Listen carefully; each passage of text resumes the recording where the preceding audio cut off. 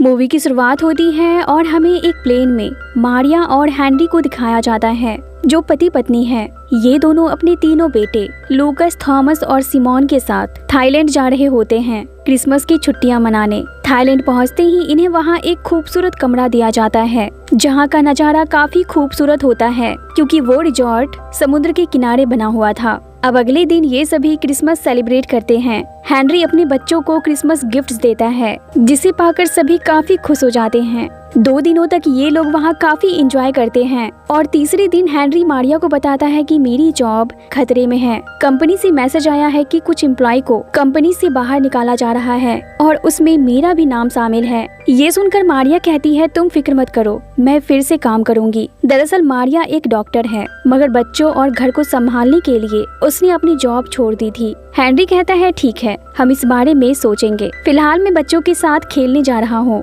ये कहकर हेनरी अपने बच्चों के पास स्विमिंग पूल में खेलने चला जाता है पर तभी मारिया कुछ अजीब सा नोटिस करती है। वो देखती है कि आसमान में पंछी तेजी से उड़ रहे हैं और जमीन भी हिल रही है। मौसम भी अजीब सा हो रहा है। मारिया को समझ आ जाता है कि कुछ तो भयानक होने वाला है। तभी समुद्र की एक बहुत ऊंची लहर वहां आती है और पूरी रिजॉर्ट को अपने चपेट में ले लेती है। दरअसल ये एक सुनामी होता है जिसमें उस रिजॉर्ट के सारे लोग बह जाते हैं। अब कुछ देर बाद हमें मारिया को दिखाया जाता है जो एक पेड़ के सहारे खड़ी है। वो जोर जोर से अपने परिवार को आवाज लगाती है लेकिन उसे दूर दूर तक कोई दिखाई नहीं देता। पर तभी मारिया को अपना बड़ा बेटा लूकस दिखाई देता है। अब मारिया किसी तरह अपने बेटे के पास जाने की कोशिश करती है मगर तभी एक और बड़ी लहर वहां आती है जिसमें दोनों फिर से बिछड़ जाते हैं। लूकस किसी तरह एक खंबे के सहारे खुद को बहने से रोकता है और अपनी मॉम को काफी आवाज लगाता है पर उसकी मॉम उसे कहीं नहीं दिखती। लूकस काफी रोने लगता है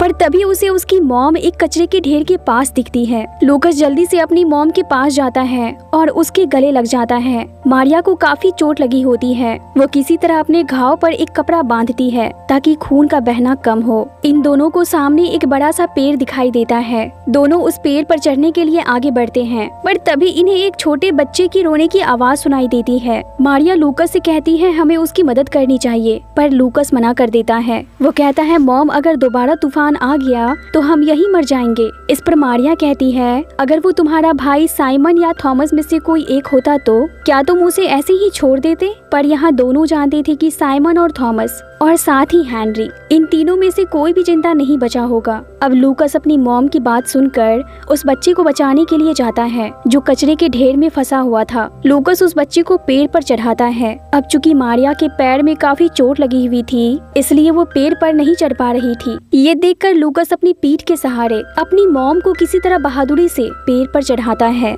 अब ये तीनों रेस्क्यू टीम के वहाँ आने का इंतजार करने लगते हैं और कुछ ही देर बाद पास के ही गांव के लोग वहाँ आते हैं बचे हुए लोगों की मदद करने के लिए और उन लोगों की नजर इन तीनों पर पड़ जाती है। अब वे लोग मारिया को अपनी गाड़ी में लेकर पास के ही हॉस्पिटल लेकर जाते हैं मगर इस दौरान डेनियल यानी कि वो बच्चा जिसे इन्होंने बचाया था वो कहीं छूट जाता है। अब ये लोग जैसे ही हॉस्पिटल जाते हैं हॉस्पिटल की हालत देखकर इन्हें समझ आ जाता है कि ये सुनामी कोई मामूली सुनामी नहीं थी क्योंकि हॉस्पिटल मरीजों से भरा पड़ा था। टीवी पर भी इस भयानक सुनामी से होने वाले नुकसान के बारे में बताया जा रहा था। मारिया की हालत काफी खराब हो रही थी और चूंकि मारिया एक डॉक्टर थी इसलिए वो लूकस से कहती है कि मुझे कुछ एंटीबायोटिक चाहिए, तुम ढूंढो। लूकस को दवाई तो मिलती है मगर उसे थाई लैंग्वेज समझ नहीं आता। तभी वहाँ एक डॉक्टर आ जाता है। मारिया उस डॉक्टर से कहती है मेरे बेटे को देखिए, इसका इस दुनिया में मेरे अलावा और कोई नहीं है। मेरा काफी खून बह चुका है, आपको इसे रोकना होगा। मैं भी एक डॉक्टर हूँ। अब वो डॉक्टर मारिया को इंजेक्शन लगाता है और मरहम पट्टी करके उसे बाहर मरीजों के साथ रख दिया जाता है। लूकस मारिया के पास ही बैठा हुआ था कि तभी अचानक मारिया को वॉमिटिंग होने लगती है और वॉमिटिंग में उसके पेट से वो कचरा बाहर निकलता है जो कचरा पानी में डूबने के दौरान उसके पेट में चला गया था। अब थोड़ी देर बाद मारिया देखती है कि उस हॉस्पिटल में बहुत सारे लोग खोए हुए अपनों को ढूंढ रहे हैं। ये देखकर मारिया लूकस से कहती है लूकस तुम्हें इनकी मदद करनी चाहिए। लूकस जो अपनी मॉम से बहुत प्यार करता था वो थोड़ा सोचता है और फिर अपनी मॉम से कहता है आप यहीं रहेंगी ना। मारिया कहती है मैं अभी कहाँ जा सकती हूँ, मैं यहीं रहूंगी,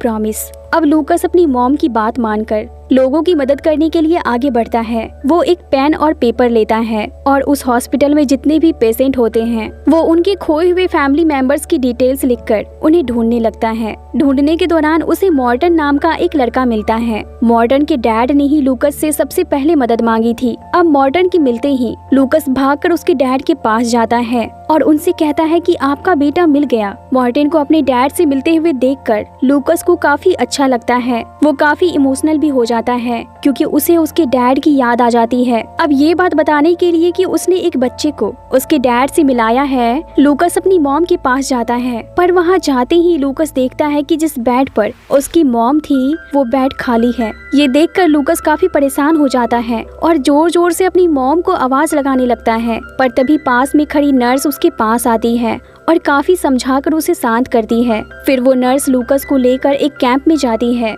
जहाँ पर बहुत सारे बच्चे थे। अब वो नर्स लूकस के कपड़े पर एक स्टिकर चिपका देती है, जो स्टिकर उन बच्चों के कपड़ों पर भी लगे हुए थे। ये देखकर लूकस समझ जाता है कि वो भी अब इन बच्चों की तरह अनाथ हो चुका है क्योंकि अब उसकी मॉम भी इस दुनिया में नहीं रही। वहीं दूसरी तरफ हम रिजॉर्ट को देखते हैं जहाँ हमें हैंडी को दिखाया जाता है जो अभी भी जिंदा था। वो हर तरफ अपनी फैमिली को ढूंढ रहा होता है पर कोई भी उसे नहीं मिलता। थक हार कर हैंडी रिजॉर्ट के उसी कमरे में जाता है जहां वो अपनी फैमिली के साथ रुका था। वहां हैंडी को अपने दोनों बच्चे थॉमस और साइमन मिल जाते हैं। दोनों ने पेड़ पर चढ़कर अपनी जान बचाई थी। अपने दोनों बच्चों से मिलकर हैंडी काफी खुश होता है। अब हैंडी अपने बेटे थॉमस से कहता है कि तुम अपने छोटे भाई साइमन को लेकर रेस्क्यू टीम के साथ यहाँ से कैंप चले जाओ। मैं तुम्हारी मॉम और तुम्हारे भाई लूकस को ढूंढकर अपने साथ लेकर आऊंगा। थॉमस कहता है, डैड मैं साइमन का ध्यान कैसे रख सकता हूँ? मैंने आज से पहले ये काम नहीं किया। मैं भी आपके साथ मॉम और लूकस को ढूंढना चाहता हूँ। इस पर हैंडी कहता है, साइमन काफी छोटा है, वो परेशान हो जाएगा और तुम भी। अब काफी समझाने के बाद थॉमस मान जाता है और अब हैंडी अपने दोनों बेटों को रेस्क्यू टीम के साथ वहाँ से भेज देता है। इसके बाद हैंडी मारिया और लूकस को ढूंढने के लिए निकल जाता है पर काफी रात हो जाने के बाद भी दोनों में से कोई उसे नहीं मिलते।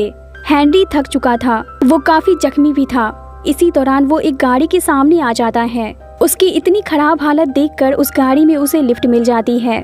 अब हम हैंडी को एक कैंप में देखते हैं जहां उसे कार्ल नाम का एक आदमी मिलता है। कार्ल बताता है कि जब मैं सुबह सोकर उठा तो मैंने देखा कि मेरी वाइफ ने एक नोट छोड़ा है कि वो बच्चों को लेकर बीच पर जा रही है। पर इससे पहले कि मैं भी बीच पर जाता कुछ ही सेकंड्स के अंदर सब खत्म हो गया।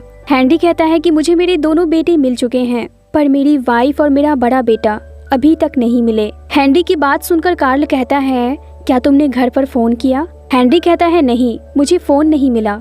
ये सुनकर कार्ल अपना फोन निकालकर हैंडी को देता है और कहता है कि मैंने फोन की बैटरी बचाकर रखी हुई थी ताकि अगर मेरी फैमिली में से कोई भी जिंदा हो तो वो मुझे कॉल कर सके। अब हैंडी अपने डैड को कॉल करता है और उन्हें बताता है कि सुनामी में मारिया और लूकस बह गए और अब तक नहीं मिले। मुझे सिर्फ थॉमस और साइमन ही मिले हैं।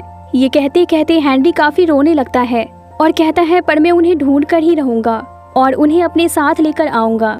हैंडी के साथ उस कैंप में जितने भी लोग होते हैं उन सभी ने उस भयानक सुनामी में अपने किसी न किसी फैमिली मेंबर को खो दिया है। ये सुनामी इतनी खतरनाक थी कि किसी को भी नहीं पता कि उसके फैमिली मेंबर जिंदा भी है या नहीं। वहीं दूसरी तरफ हमें लूकस को दिखाया जाता है जिससे मिलने के लिए एक नर्स आती है। वो लूकस के सामने कुछ सामान रखकर उससे पूछती है कि क्या ये तुम्हारी मॉम का है? लूकस उन सामानों को देखते ही कहता है, नहीं, ये मेरी मॉम का नहीं है। इसके बाद वो नर्स लूकस को लेकर हॉस्पिटल के एक कमरे में जाती है। लूकस देखता है कि उसकी मॉम वही है।